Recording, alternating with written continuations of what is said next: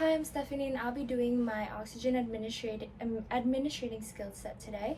We have here laid out in front of us our equipment that we'll be needing: non-breather mask, nasal cannula, 2 gauze pad, and hand hygiene in our patient.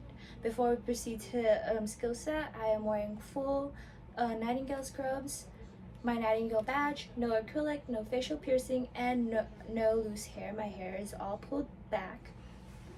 So before we proceed to go to the patient's room, we will be acquiring all the equipment we will be needing for the patient. Alright, now we proceed to go to the patient's room. Knock, knock. Hi, I'm Stephanie. I'll be your nurse today. As we set our equipment down on a dry flat surface, I close the curtain to ensure patient's privacy. Start off with hand hygiene as I identify the patient's identity. Hi, could I have your first and last name and your date of birth, please? Alright, perfect.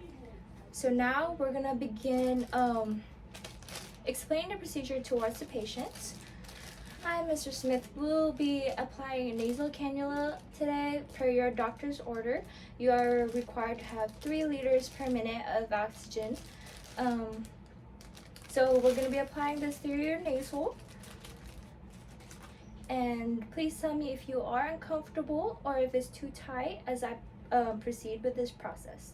We have 2 ends of the tube for the nasal cannula, one towards your nasal and one for the oxygen flow meter that is connected to an oxygen source. Alright, typically when we connect the oxygen tube, the oxygen source is typically green and good to go. So now that I have applied the end of the tube to the oxygen flow meter, now we're going to begin applying the nasal end to Mr. Smith's nasal. Alright, Mr. Smith, tell me if it's too tight as I adjust the nasal cannula on your face. Alright, to adjust the nasal cannula, there is this little plastic circle throughout the tube, and you can adjust it if you want it loose or a little tight and snug. We are going to keep it tight and snug, but not too tight because it can cause skin damage and skin breakdown. With that, we typically check on the patient's facial just to see if there's any skin breakdown the whole time they have the nasal cannula on them. Alright, Mr. Smith, is that comfortable? Do you have any question? If so, please do ask. Alright, perfect. So now that the nasal cannula has been applied to Mr. Smith, we're just gonna observe and see if the oxygen level does change, and if it's too low, then we will apply the non-breather mask.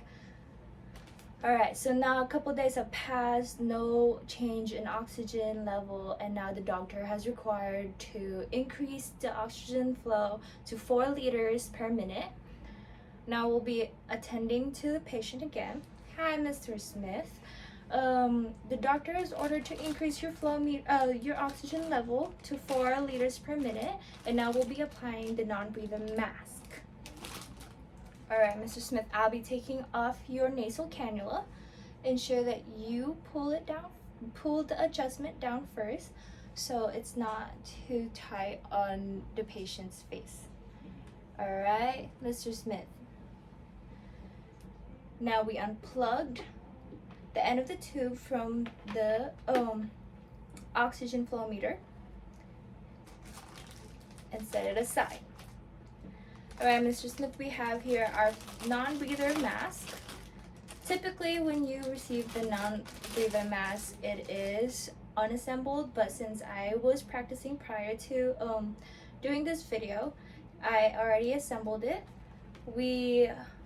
All we needed to do was install this other end of the tube to the mask and ensure that this other end is connected to an oxygen source.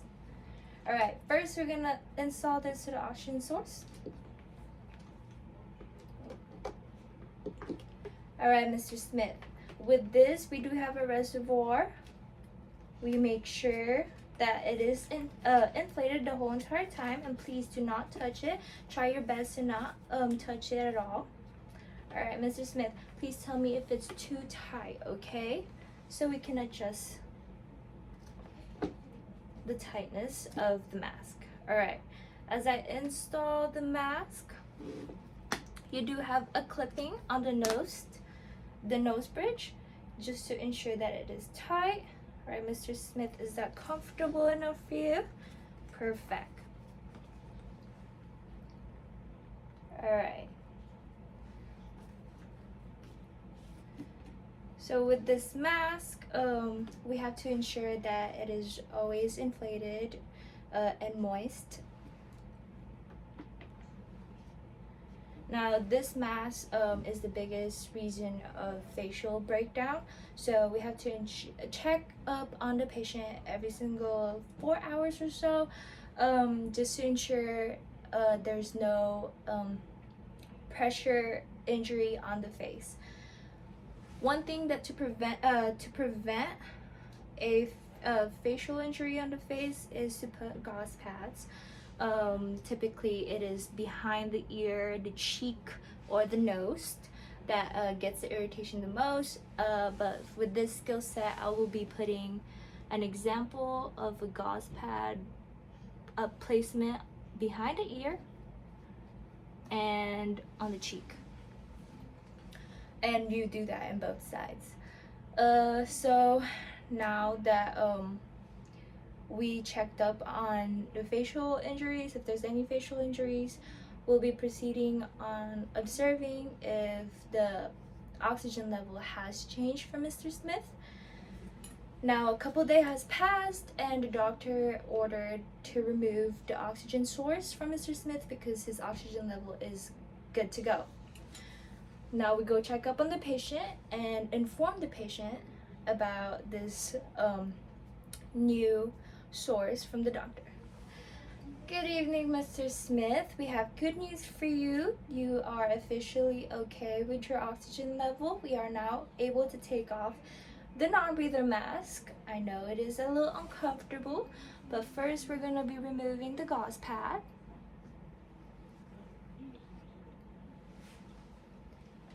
And remove the oxygen mask.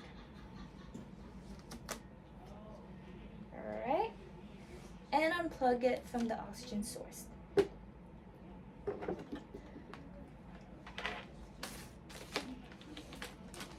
After you are done with removing the non-breather mask, then you go ask if there's anything the patient wants, if he is comfortable, if he wants to be moved or anything.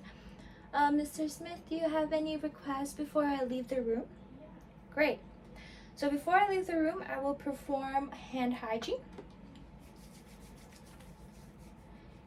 and close my patient's door to reassure patient's privacy and go document what I have gotten from the procedure.